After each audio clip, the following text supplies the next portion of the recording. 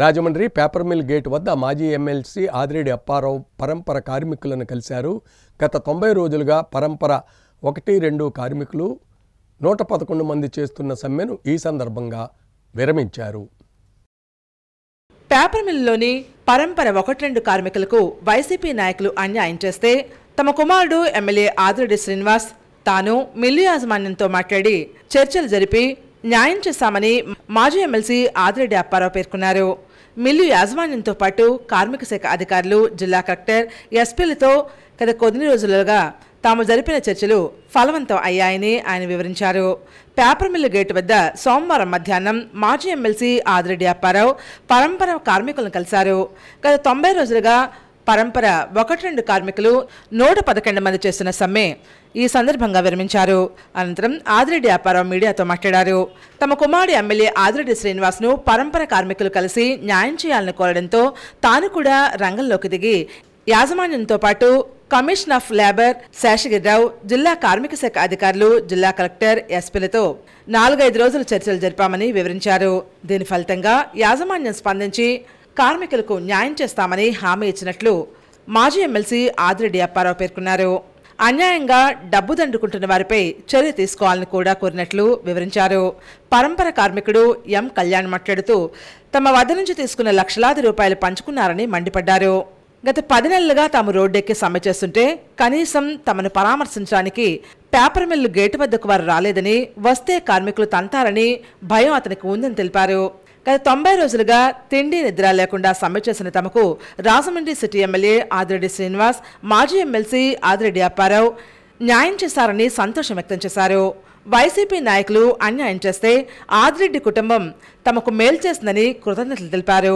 పరంపర కార్మికుడు జోగారావు మాట్లాడుతూ ఆదిరెడ్డి కుటుంబ సహకారంతో యాజమాన్యం తమకు న్యాయం చేయడానికి అంగీకరించిందని, అగ్రిమెంట్ జరిగిందని, దీంతో సమ్మె విరమిస్తున్నామని తెలిపారు.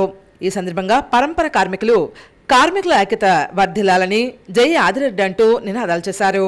ఈ కార్యక్రమంలో పరంపర కార్మికులు పాల్గొన్నారు.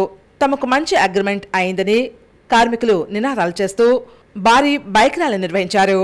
అందరూ ర్యాలీగా విఎల్పురం చేరుకుని ఎమ్మెల్యే ఆదిరెడ్డి శ్రీనివాస్ చిత్రపటానికి పాలాభిషేకం నిర్వహించారు. అలాగే కార్మికులు ర్యాలీ చేస్తుండగా మార్గ మధ్యలో ఎమ్మెల్యే ఆదిరెడ్డి శ్రీనివాస్ కనిపించడంతో కార్మికులంతా ఆయన మర్యాదపూర్వకంగా కలిసి కృతజ్ఞతలు తెలిపారు.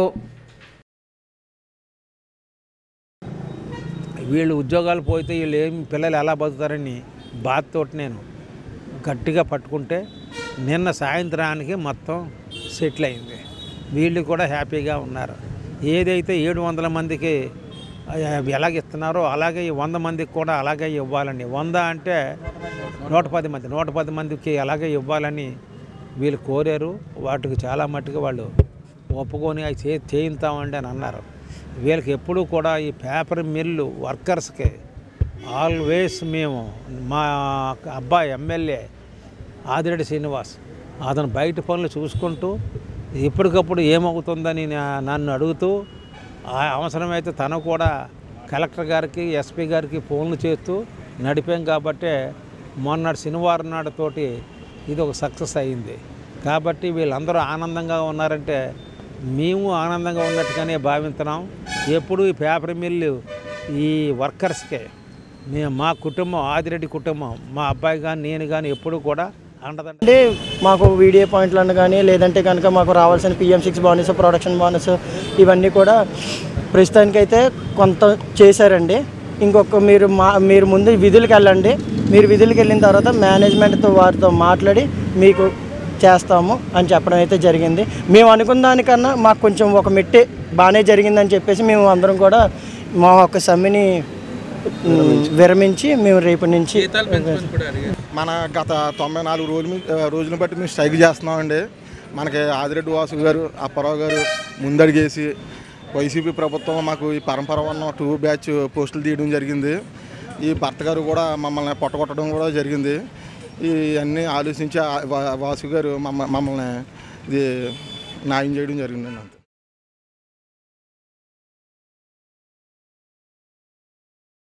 మధుర పొలం మామిడి పండ్లను సహజ సిద్ధంగా ముగ్గించి రైతు బజార్ల ద్వారా వినియోగదారులకు విక్రయించేందుకు అధికారులు చర్యలు తీసుకుంటున్నారు.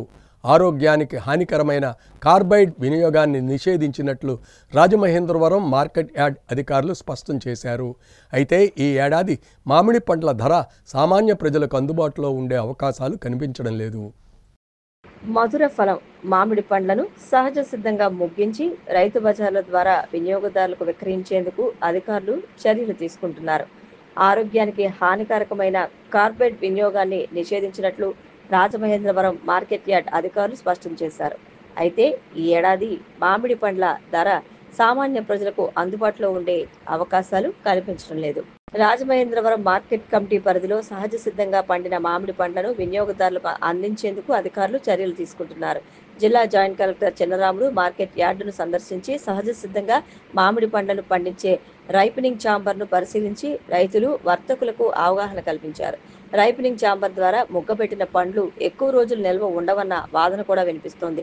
ఈథేన్ వాయువును పంపి పండించి శీతల గిడ్డంగిలో నిల్వ ఉంచే ఈ పండ్లను చిరు వ్యాపారులు ఎండలోకి తెచ్చి విక్రయిస్తారని, ఎక్కువసేపు ఎండలో ఉంటే పాడైపోయే అవకాశాలు ఉన్నాయని వర్తకులు చెబుతున్నారు. రాజమహేంద్రవరం మార్కెట్ కమిటీ మామిడి పండ్లకు ప్రసిద్ధి.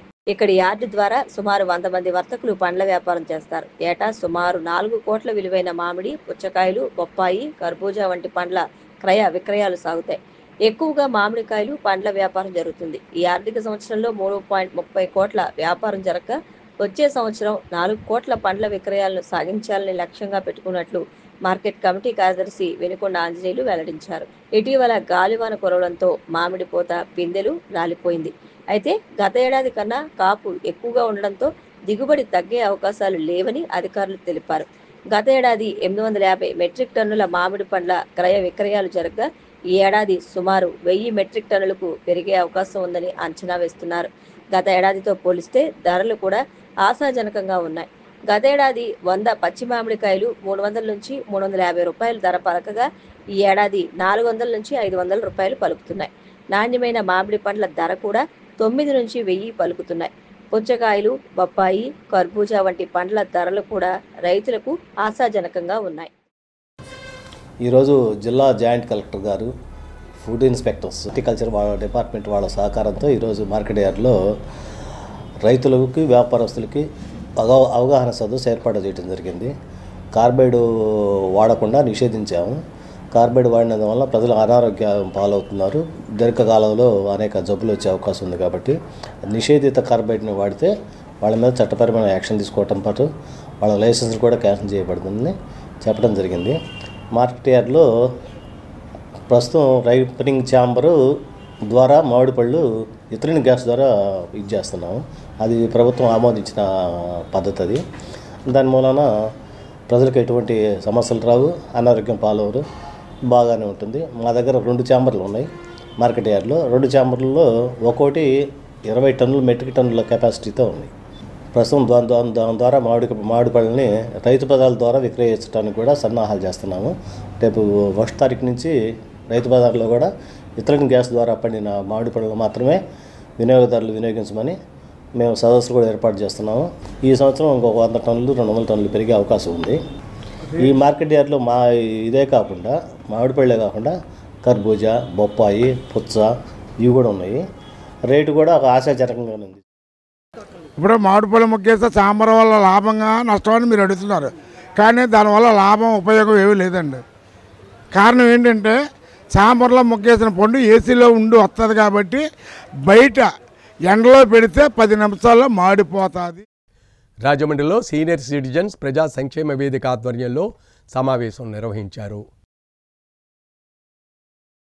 సీనియర్ సిటిజన్స్ ప్రజా సంక్షేమ వేదిక ఆధ్వర్యంలో ఆర్యాపురం డాక్టర్ ఏబి నాగేశ్వరరావు పార్క్లో ఉన్న సీనియర్ సిటిజన్స్ డే కేర్ భవనంలో జామిసిటీ గాంధీ అధ్యక్షతన సమావేశం జరిగింది. కాశ్మీర్లో అనంతనాగ్ జిల్లా పహల్గాంలో జరిగిన ఉగ్రవాద దాడిలో చనిపోయిన వారి ఆత్మకు శాంతి కలగాలని, వారి కుటుంబ సభ్యులకు సానుభూతిని తెలియజేస్తూ 2 నిమిషాలు మౌనం పాటించారు. కార్యదర్శి మహంతి లక్ష్మణరావు, కెకే సంజీవరావు, చాగంటి లక్ష్మీ నరసింహారావు, జామిసిటీ గాంధీ, ఎండి వాజీరుద్దీన్, మహంతి లక్ష్మణరావు, ఎం పార్వతీ తదితరులు మాట్లాడారు. ఉగ్రవాదుల దుశ్చర్యను ఖండించారు. ఏప్రిల్ నెలలో వివిధ తారీఖుల్లో జన్మించిన 16 మందికి పుట్టినరోజు వేడుకలు ఘనంగా నిర్వహించారు. వారితో కేక్ కట్ చేయించి స్వీట్ ప్యాకెట్లు అందజేసి శుభాకాంక్షలు తెలియజేశారు. పుట్టినరోజు జరుపుకున్న వారిలో కెకే సంజీవరావు, కె శంకర్రావు, కొమ్మన్ వెంకటేశ్వరరావు, జోగి సత్యనారాయణ, దేవరపల్లి ప్రభాకర్ బాబు, ముప్పన వీరభద్రరావు, రౌతుల సూర్యభాస్కర్రావు తదితరులున్నారు. సంక్షేమ వేదిక అసోసియేట్ అధ్యక్షులు కెకే సంజయరావు పేద మహిళలకు చీరలు పంపిణీ చేశారు. ఈ కార్యక్రమంలో బండి నాగేంద్రబాబు, గెడ్డం వెంకటరమణ, పడాల అప్పారావు, రేలంగి సూర్యభాస్కర్రావు, మట్టా రామ్మూర్తి, వి కామేశ్వరరావు, కె రామకృష్ణ, జామిశెట్టి అప్పాజీ, మార్సెట్టి సత్యనారాయణ, సేపేని రమణమ్మ, అల్లూరి రమాదేవి, నరేంద్రబాబు, ఉమామహేశ్వరి తదితరులు పాల్గొన్నారు. ఆ విధానం ఇప్పుడు కనపడటం లేదు. భారతీయులందరికీ రక్తం ఉడికిపోతుంది అన్నది కరెక్ట్.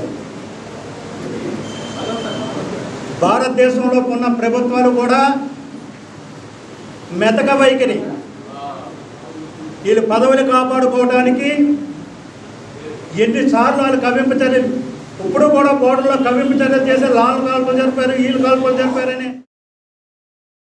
ఇక రాబోయే రోజుల్లో మనం ఏం చేసినా సరే ఒక చరిత్ర సృష్టించుకోవాలి. చిన్నదో పెద్దదో మన వీధుల వాళ్ళందరికన్నా తెలియాలి, మన రాజమండ్రి రోడ్డు తెలియాలి, ఎక్కడెక్కడ ఉన్న వాళ్ళకైనా సరే ఒక చిన్న ఏదో చరిత్ర సృష్టించుకోవాలి. అనమాత్రం ఉండకూడదు ఏ మనిషి కూడా. చెడు రైతు, మంచి చెడు, మంచి అనేది చేయడం తప్ప మనం చెడు అనేది మనకు తెలియదు. ఎందుకంటే చెడు చేసి కూడా వేరేగా ఉంటారు.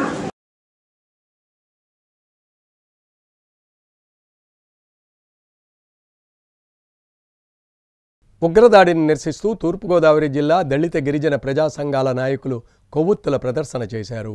మున్సిపల్ ఆఫీస్ ఎదురుగా గల డాక్టర్ బిఆర్ అంబేద్కర్ కాంస్య విగ్రహం వద్ద కాశ్మీర్ రాష్ట్రంలో పర్యాటకులపై జరిగిన ఉగ్రవాదుల దాడిని ఖండిస్తూ జిల్లా దళిత గిరిజన ప్రజా సంఘాల నాయకులు జంగన్ సుబ్బారావు అధ్యక్షతన కొవ్వొత్తుల నిరసన జరిగింది. ఈ కార్యక్రమానికి ముఖ్య అతిథిగా నన్నో యూనివర్సిటీ రిజిస్ట్రార్ జి సుధాకర్ విచ్చేశారు. ఈ కార్యక్రమంలో ఆయన మాట్లాడుతూ ఉగ్రవాద దాడిని ఖండించారు. తాళ్ళూరి బాబు రాజేంద్ర ప్రసాద్, కోరుకొండ చిరంజీవి, దారా యేసురత్నం, బి జార్జ్ ఆంటోనీ, మోతా నాగలక్ష్మి, కొయ్య ఆనంద్ కుమార్, ఉసురుమర్తి రామారావు, అర్ధాల కుమార్ బాబు, పులిదండి ఆనంద్ కుమార్, దేశావతుల సందీప్, సోమావతుల విజయ్ కుమార్ తదితరులు పాల్గొన్నారు. నాన్ ముస్లిమ్స్ అందరినీ వాళ్ళు అతి దారుణంగా చంపేశారు. దానికి మీ అందరూ కూడా ఎంతోమంది మరి అమానుషంగా చంపడం మాకు చాలా బాధ కలిగింది. మీ అందరూ కూడా ముక్తఖండంతో ఖండిస్తూ ఉన్నాం. అందువల్ల వారి ఆత్మకు శాంతి కలగాలి.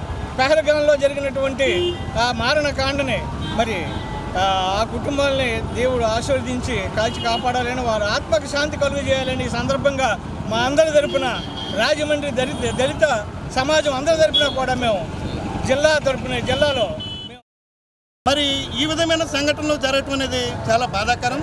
ఇటువంటి ఘటనలు మేము తీవ్రంగా వ్యతిరేకిస్తున్నాం. దీనికి జాతి, మత, కుల ఏ భేదం లేదు. ఈ యొక్క మనం అందరం భారతీయులు కాబట్టి దీని ముక్త కంఠంతో ఇలాంటి జరగకుండా ప్రభుత్వాధినేతలు, రాష్ట్రాధినేతలు చర్యలు తీసుకు.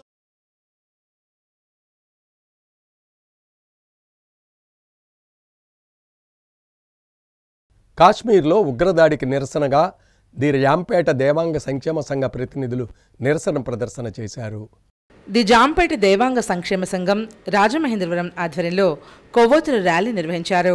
కాశ్మీర్లోని పహల్గాంలోని ఉగ్రదాడిని నిరసిస్తూ నినాదాలు చేశారు. జాంపేట వీధుల్లో ప్రదర్శన నిర్వహించారు. గౌరవ అధ్యక్షులు డాక్టర్ కాలెపు గణేష్ రామ్ ఉగ్రవాదాన్ని ఉక్కుపాతంతో అణిచివేయాలని కోరారు. ఈ కార్యక్రమంలో సంఘ అధ్యక్షులు గంపా గిరిజాశంకర్, సంఘ సెక్రటరీ నల్లా శివశంకర్రావు, ఆకాశపు సత్యనారాయణ, ఆకాశపు సాంబ, కాసన వెంకటాపారావు, పింజర్ల సాంబశివరావు, పింజర్ల భాస్కర్రావు, మోతికి వినయ్ మనోజ్, సురత సత్యనారాయణ, గంపా విక్రమ్ ప్రకాష్ సంఘ సభ్యులు పాల్గొన్నారు. మనం ఖండించాలి. ఈరోజు ఆ సందర్భంగా ఈ జాంపేట దేవాంగ సంక్షేమ సంఘం వారు కొవ్వొత్తుల ర్యాలీ చేస్తున్నారు. భారత్ మాతాకి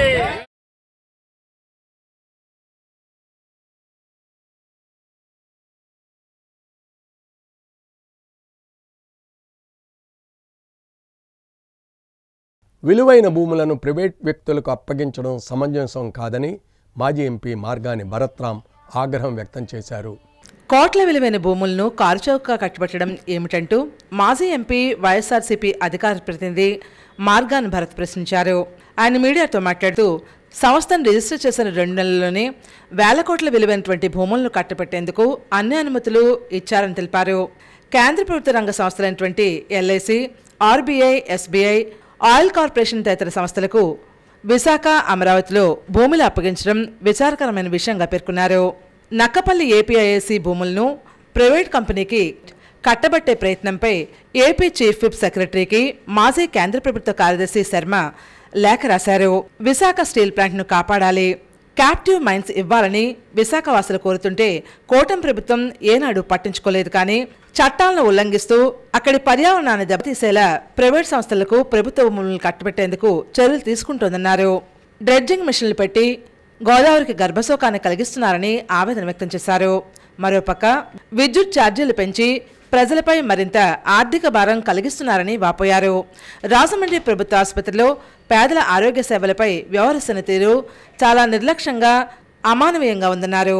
రాజమండ్రి ప్రభుత్వ ఆసుపత్రి పరిస్థితిని ఢిల్లీలో మానవ హక్కుల కమిషన్ దృష్టికి తీసుకువెడతానని ఆయన తెలిపారు. ఇలాంటి చర్యలు చూస్తూ ఉపేక్షించేది లేదన్నారు. పేదల పక్షాన్ని నిలబడి న్యాయం చేస్తానని పేర్కొన్నారు. ఈ సమావేశంలో వైసీపీ నాయకులు సంకీస భవానీప్రియ, వాసంశెట్టి గంగాధర్రావు, మజ్జి అప్పారావు, బిల్డర్ చిన్నా తదితరులు పాల్గొన్నారు. ప్రజలపైన భారం పడకూడదు, దాన్ని ఇంకా వేరే ఇతరితర మార్గాల ద్వారా ఆదాయం తీసుకురావాలనే భావన జగన్మోహన్ రెడ్డి గారు. ఇప్పుడు వాలంటీర్స్ పరిస్థితి ఏంటండి? గతంలో జీవో ఇవ్వలేదు కాబట్టి మేము ఏం చేయలేకపోతున్నాము అని కారణాలు చెప్పడం ఏంటి? ఇప్పుడు ప్రభుత్వంలో ఉన్నది మీరు. ఒకవేళ నిజంగా తప్పులు జరిగితే ఆ తప్పులను సవరించుకుని ప్రజాహితం కోసం పనిచేయండి. ఇప్పుడు వాలంటీర్లకి మీరు చెప్పిన మాట వాస్తవం కాదా? పవన్ కళ్యాణ్ గారు అన్నారు, నేను మీ పొట్టలు కొట్టనమ్మా, నేను ఇంకా పెట్టే రకమే, నేను 5,000 కాదు 10,000 రూపాయలు ఖచ్చితంగా నేను ఇప్పిస్తానని చెప్పేసి మరి ఆయనే చెప్పాడు. మరి ఇవన్నీ చెప్పిన మాటలని ఇంత దారుణంగా ప్రజలను మోసం చేయడము ఎంతవరకు కరెక్ట్ అని అడుగుతున్నా. వాళ్ళు చేయగలిగితే చేస్తానని చెప్పండి, లేదు మేము చేయలేమని అంటే చేయలేమని చెప్పండి. అంతేగాని అధికారం వచ్చేదాకా ఒకలాగా, వచ్చిన తర్వాత 5 సంవత్సరాలు మిమ్మల్ని భరించాలా? ప్రజల్ని ఈ రకంగా అన్యాయం చేస్తారా? ఈ రకంగా మోసం చేస్తారా? ఇంకా ఇప్పుడు ఏముందండి, ఇంకా రాబోయే రోజుల్లో ఇంకా పథకాలు ఏవి రాకపోతే ప్రజలు రోడ్డు ఎక్కుతారు, ఖచ్చితంగా ప్రభుత్వానికి గుణపాఠం చెప్తారు. ప్రపంచ దేశాలలో భారత్ బలపడుతున్న కొద్దీ పొరుగు దేశం ఉగ్రదాడులను ముమ్మరం చేయడాన్ని భారతీయులు జీర్ణించుకోలేకపోతున్నారు. ప్రతి భారతీయుడి రక్తం మరుగుతుందని, సామాన్యుడి నుంచి పాలకుల వరకు ఒకటే మాట, ఇంకెంతకాలం అని ప్రశ్నిస్తుంది. పహల్గాం ఉగ్రదాడిలో అమరులైన భరతమాత బిడ్డల ఆత్మలు ఘోషిస్తున్నాయి. క్షమార్హం కాని తప్పిదం పహల్గాం ఉగ్రదాడి. ఇది భావి భారత భవిష్యత్తును నాశనం చేసేటువంటి కుట్ర. భారతీయుల యొక్క సహనాన్ని, మానవతావాదాన్ని హేళన చేస్తున్నటువంటి కుతంత్రం ఇది. పాక్ ఉగ్రదాడిని సమర్థించడం, ప్రోత్సహించడం, పరోక్ష సహకారం అందించడం అంటే నిజంగా దేశద్రోహమే అవుతుంది. అలాంటి వారిని సమాజం నుంచి తరిమివేయకపోతే భారతీయులు స్వతంత్ర ఫలాలు అందుకోలేరు, స్వేచ్ఛావాయువులు పీల్చుకోలేరు. ముష్కర్ల రక్తదాహం ఈనాటిది కాదు. విభజన నాటి నుంచి రోజురోజుకు ద్వేషాన్ని, విద్వేషాన్ని నరనరాల్లో జీర్ణించుకుని యుద్ధం చేస్తూ వస్తున్నారు. ఈ విషయాలు చెప్పడానికి తగిన ఆధారాలు ప్రత్యేకించి చూపించి సంజాయిషి ఇచ్చుకునే పరిస్థితి లేకుండా తగినటువంటి రీతిలో బుద్ధి చెప్పాల్సినటువంటి సమయం ఆసన్నమైంది. ఇప్పటికే సమయం మించిపోయింది కూడా.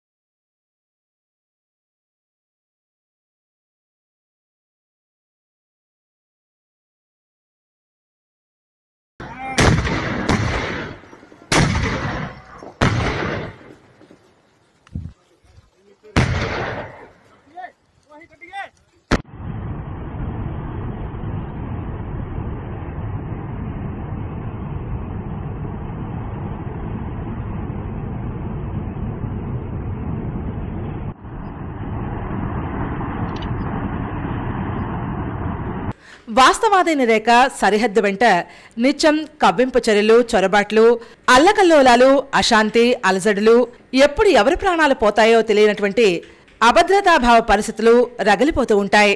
తరాలు గడుస్తున్నా మార్పులేనటువంటి ఉగ్రభూతానికి కారణాలు అనేకంగా కానవస్తున్నాయి. భారతదేశం పాకిస్తాన్లో వేరు చేసేటువంటి అంతర్జాతీయ సరిహద్దు ఉంది. ఈ సరిహద్దుకు ఉత్తర కొసన నియంత్రణ రేఖ ఉంది. ఇది కాశ్మీర్ను పాక ఆక్రమిత కాశ్మీర్ నుండి వేరు చేస్తుంది. సరిహద్దుకు దక్షిణ చివర్లో సర్క్రీక్ ఉంది.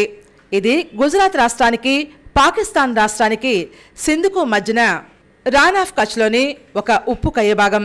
భారత పాకిస్తాన్ల సరిహద్దులోని సింధు నది డెల్టాలో జనావాసాలు లేనటువంటి చిత్తడి నేలలో కూడుకుని ఉంటుంది. 96 కిలోమీటర్ల పొడవును ఉన్న ఉప్పునీటి కయ్య, దీని పేరే సర్క్రీక్. ఈ క్రీక్ గుజరాత్ రాష్ట్రాన్ని పాకిస్తాన్లోని సింధ్ ప్రావిన్స్ నుండి వేరు చేస్తుంది. దీని అసలు పేరు బనగంగా. సర్క్రీక్ ముఖద్వారం నుండి పైభాగం వరకు, ఎగువ నుండి తూర్పు దిశగా పశ్చిమ కొసన ఉన్నటువంటి బిందువు వరకు ఉన్నటువంటి రేఖపై భారత పాకిస్తాన్ల మధ్య ఉన్న సర్క్రీక్ సరిహద్దు వివాదంగా ఏర్పడింది. 1968 ట్రిబ్యునల్ అవార్డులో ఈ బిందువు నుండి తూర్పుగా ఉన్నటువంటి సరిహద్దును సందేహాతీతంగా నిర్ణయించడం జరిగింది. ఈ చిత్తడి ప్రాంతంలో రక్తపింజరులు విషపూరితమైనటువంటి తేళ్లకు నిలయంగా మారిపోయింది. వీటి వల్ల సరిహద్దులో ఉండేటువంటి సైనికులు తీవ్రమైనటువంటి ఇబ్బందులు ఎదురవుతున్నాయి. జూన్ సెప్టెంబర్ మధ్య ఉండేటువంటి వర్షాకాలంలో క్రీక్ నీటికయ్య నుండి ఒడ్డును వరుసుకుంటూ ప్రవహిస్తూ చుట్టూ ఉన్నటువంటి లోతట్టు ఉప్పు బురద ప్రాంతాన్ని ఆవరిస్తుంది. శీతాకాలంలో ఈ ప్రాంతంపై ఫ్లెమింగోలు ఇతర వలస పక్షులకు నిలయంగా మారతాయి. 240 ఉత్తర అక్షాంశం సర్క్రీక్ గుండా వెళ్తుంది.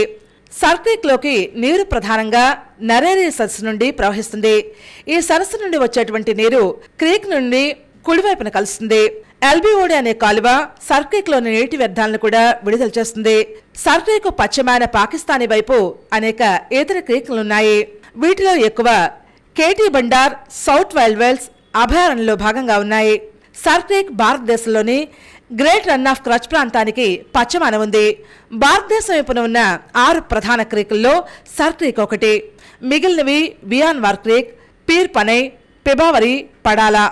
సర్క్రీక్ నుండి ఆగ్నేయంగా 16 కిలోమీటర్లు ఉంది. తూర్పు చివరన కోరి సర్క్రీక్ నుండి ఆగ్నేయంగా 34 కిలోమీటర్లు. సర్క్రీక్ పశ్చిమ క్రీక్ మినహా ఈ క్రీక్లన్నీ కూడా భారతదేశంలోని వివాదరహిత భూభాగంలో ఉన్నాయి. ఎప్పటికప్పుడు ప్రవాహ మార్గాన్ని మార్చుకుంటూ ఉండే ఈ క్రీక్లు భారత భూభాగం నుండి పాకిస్తాన్లోనికి ప్రవేశించి భారతదేశంలోనికి తిరిగి మళ్లీ ప్రవేశిస్తూ, అలాగే పాకిస్తాన్ నుండి భారత్లోకి ప్రవేశిస్తూ ప్రవాహ మార్గాన్ని మార్చుకుంటూ ఉంటాయి. కంచె లాంటి భౌతిక అవరోధాలేవి లేకపోయినా ఇవి కాపలా కాసేందుకు చాలా కష్టంగా ఉండేటువంటి చిత్తడి నేల సరిహద్దును ఏర్పరుస్తూ ఉంటాయి. హరామీనాలా, బొందో థోరో అనేటువంటి 2 ఛానల్స్ చొరబాట్లను, చట్టవిరుద్ధ కార్యకలాపాలను నిరోధించడంలో భారతదేశానికి ఇబ్బందిని కలిగిస్తూ ఉన్నాయి. భారతదేశం వైపున ఉన్న బియాన్వార్ క్రీక్ ఉత్తరాన పాకిస్తాన్లోనికి ప్రవేశిస్తుంది. అక్కడ దీన్ని హరామీ థోరో అనేటువంటి పేరుతో పిలుస్తారు.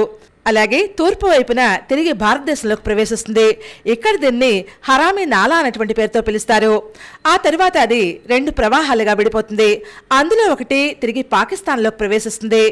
పాకిస్తాన్ నుండి చొరబాట్లను నిరోధించడంలో భారతదేశానికి వ్యూహాత్మక సవాల్గా నిలుస్తోంది. ఇది పాకిస్తాన్లోని సింధ్ ప్రావిన్స్లోని సుజావాల్ జిల్లాలో హరామీ నాలా ఉత్తర భారతదేశంలోనికి ప్రవేశించే బోందో థోరో ఛానల్ పడవ ద్వారా చొరబడ్డానికి వీలైనటువంటి మరొక ముఖ్య స్థానాలుగా ఉన్నాయి.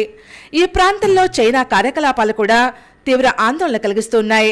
బోందో థోరాకు ఉత్తరాన చైనా ఆర్థిక సహాయంతో చైనా కట్టను నిర్మించారు. భారత్ సరిహద్దు భద్రతా దళం సర్క్రీక్లో తేలియాడే సరిహద్దు పోస్టులు, ఉభయచర వాహనాలు, క్రొకోడైల్ కమాండోస్ ద్వారా నడక ద్వారా గస్తీ నిర్వహిస్తారు. సర్క్రీక్ తీర ప్రాంతంలో భారతీయ తీర రక్షక దళం గస్తీ నిర్వహిస్తూ ఉంటుంది. వెలుపల ఉన్న సముద్రంతో భారత నౌకాదళం గస్తీ కాస్తుంది. 1947 నుండి 2012 వరకు 2 దేశాల మధ్య 12 సార్లు చర్చలు జరిగాయి. కానీ ఎటువంటి పురోగతి లేదు. 2008లో 4వ రౌండ్లో ఉమ్మడి సర్వే ఆధారంగా ఈ ప్రాంతానికి చెందిన ఉమ్మడి మ్యాప్పై ఇరుపక్షాలు అంగీకారానికి వచ్చాయి. వివాదాన్ని పరిష్కార ప్రతిపాదనలో కేటాయింపు నిర్వహించారు. డీలిమిటేషన్, విభజన, పరిపాలన భాగంగా ఈ ప్రతిపాదనలు జరిగాయి. ఇరుపక్షాలు ఒక పరస్పర ఆమోదానికి రానందున సముద్ర చట్టపు సాంకేతిక అంశాల నిబంధనల ప్రకారం సముద్ర సరిహద్దును ముందుగా గుర్తించవచ్చునని భారతదేశం ప్రతిపాదించింది. అయితే సర్క్రీక్ వివాదాన్ని ముందుగా పరిష్కరించాలని పాకిస్తాన్ పట్టుబట్టడం జరిగింది. ఈ ప్రతిపాదనను తిరస్కరించింది. ఇరుపక్షాలు అంతర్జాతీయ మధ్యవర్తత్వానికి వెళ్లాలని పాకిస్తాన్ ప్రతిపాదించగా భారత్ దాన్ని తిరస్కరించింది. క్రీకు అపారమైనటువంటి ఆర్థిక ప్రయోజనాలు ఉన్నాయి. ఈ ప్రాంతంలో సముద్రపు అడుగున చమురు వాయువులు సమృద్ధిగా ఉన్నాయి. క్రీక్పై నియంత్రణ కలిగినటువంటి దేశ ఇంధన సామర్థ్యంపై ఇది భారీ ప్రభావాన్ని చూపిస్తుంది. అలాగే సరిహద్దులను నిర్వహించడంలోనూ సముద్ర సరిహద్దులను నిర్ణయించడంలో సైతం ఇది ప్రయోజనాన్ని కలిగిస్తుంది. సముద్ర సరిహద్దులు, స్వంత ఆర్థిక మండలాలు, పరిమితులు నిర్ణయించడంలో కూడా ఇది సహాయపడుతుంది. తీరం నుండి 200 వాటికళ్ల మైళ్ళ దూరం నుంచి ఇది విస్తరించి ఉంది. ఈ మండలంపై వాణిజ్యపరమైనటువంటి హక్కులు కలిగి ఉంటుంది. 2 దేశాల మత్స్యకారులు ఒకరి భూభాగాల్లోకి అనుకోకుండా మరొకరు దాటడానికి కూడా ఈ సరిహద్దు అడ్డుకుంటుంది. ప్రధాన సింధు నది చుట్టూ ఉన్నటువంటి ప్రాంతంలో ఉత్పత్తి అయ్యేటువంటి వ్యవసాయ మురుగునీరు, పారిశ్రామిక వ్యర్థాలను సేకరించేందుకు పాకిస్తాన్ 1987, 1997 మధ్య ఎల్బిఓడు కాలువను నిర్మించింది. సింధు నదిలో లభించేటువంటి మంచినీటిని కలుషితం చేయకుండా ఈ కాలువ ద్వారా మురుగునీటిని సర్క్రీక్లోకి విడుదల చేస్తారు. అయితే దీని నిర్మాణం సింధు జలాల ఒప్పందాన్ని ఆర్టికల్ 4ను ఉల్లంఘించి భారతదేశానికి భౌతిక నష్టాన్ని కలిగిస్తోంది. ఈ కారణం వల్ల ఈ వివాదాన్ని అంతర్జాతీయ సాంప్రదాయాల ప్రకారం పరిష్కరించకుండా సజీవంగా ఉంచడంలో పాకిస్తాన్కు ఆర్థికపరమైనటువంటి ఆసక్తి ఉంది. భారతదేశం క్రీక్ ప్రాంతంపై పాక్షికంగా కానీ పూర్తిగా కానీ ఆధిపత్యం ఉంటే సింధు జలాల ఒప్పందంలో ఉన్నటువంటి మధ్యవర్తిత్వ విధానం ప్రకారం భారతదేశం ఎల్బిఓడి వివాదాన్ని పరిష్కరించుకునేటువంటి అవకాశం ఉంటుంది. 2018లో క్రీక్లోని బందాతారో, హరామీ తారో ఛానల్లో భారతదేశపు బీఎస్ఎఫ్ 14 పడవలను పట్టుకుంది. 2008 ముంబై దాడిలో పాకిస్తానీ ఉగ్రవాదులు తమ పడవను పాకిస్తాన్లోని ఈ ప్రాంతం నుంచే భారతదేశంలోకి ప్రవేశించారు. వారు సాధారణ మత్స్యకారులా లేకపోతే ఉగ్రవాదులా నిర్ధారించడానికి ప్రతి ఒక్కరిని పరీక్షించారు. 2019 సెప్టెంబర్ 9న సర్క్రీక్లో కొన్ని నిర్జీవంగా ఉన్నటువంటి పడవలను భారత సైన్యం కనుగొన్న తర్వాత భారత్ ఉగ్రవాద దాడికి సంబంధించి హెచ్చరికను జారీ చేసింది.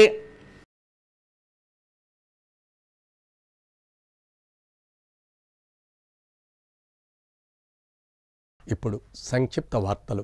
నిడదోలు నియోజకవర్గ యువతీ యువకులకు ప్రైవేట్ రంగంలో ఉద్యోగాలు కల్పించడం కోసం మే 3వ తేదీన ఎస్వీడి ప్రభుత్వ మహిళా డిగ్రీ కళాశాలలో మెగా జాబ్ మేళా ఏర్పాటు చేస్తున్నామని రాష్ట్ర పర్యాటక సాంస్కృతిక సినిమాటోగ్రఫీ శాఖ మంత్రి కందుల దుర్గేష్ ఒక ప్రకటనలో పేర్కొన్నారు.